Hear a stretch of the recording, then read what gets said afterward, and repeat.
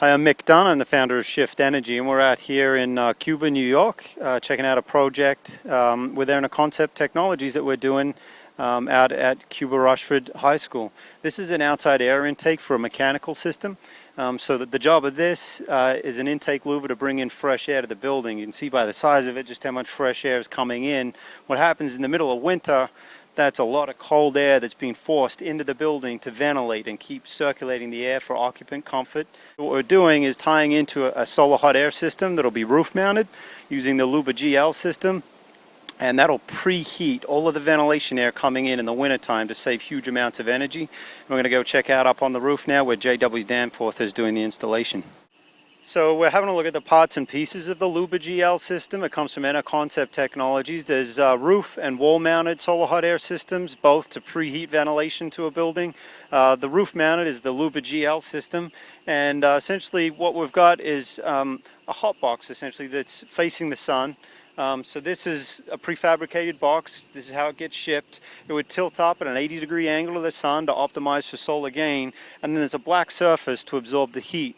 Behind that black surface, this is a felt, is a black metal wall panel, and you'll see here there's lots and lots of little perforations. So the ventilation for the building will now come through the back surface of this panel and make its way through the new cavity, which is covered with a polycarbonate glazed collector over the face, which helps us build heat. Then we've got the ends of the Cuba-GL ducts themselves, which is a transition duct to transition to manifold ducting that will then service and connect into that outside air intake louver that I showed you previously. And then finally, the system comes with its own racking system. It's adjustable in height, so we can adjust for snow loads so that we don't have an impact of snow loads on the building. Let's go up on the roof and have a look at an installed collector. Looking at one of the transitional ducts that would connect to a manifold that's going to feed the mechanical unit that I was showing you earlier. And so this connects to the box, or the Cuba-GL collector, or the module that's being assembled now. If I move around the back, you'll see how that's being put together. We do have the polycarbonate of double wall glazing on the face, so that stops heat loss through the face of the wall and increases thermal gain. And obviously the heat is inside this box now.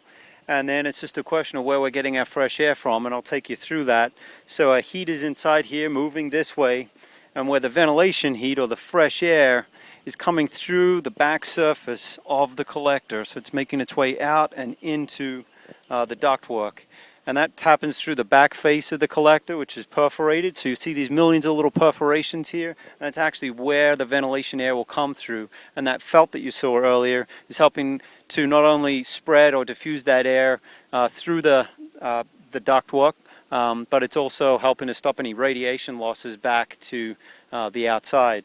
And so what actually gets delivered is, this is a prefabricated module.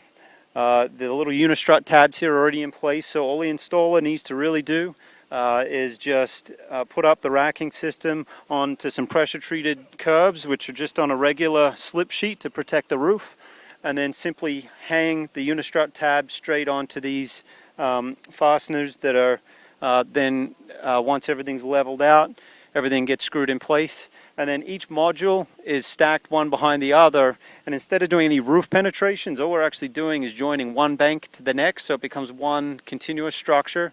And then we have tie-down points with airline cable that will go back to structural elements of the building, making it a very easy structural integration rather than having to coordinate with lots of different structural penetrations and elements.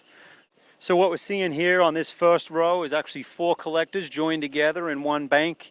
There'll be a row of 6 banks stacked behind each other, left and right, and a central manifold duct for a total of about 48 collectors.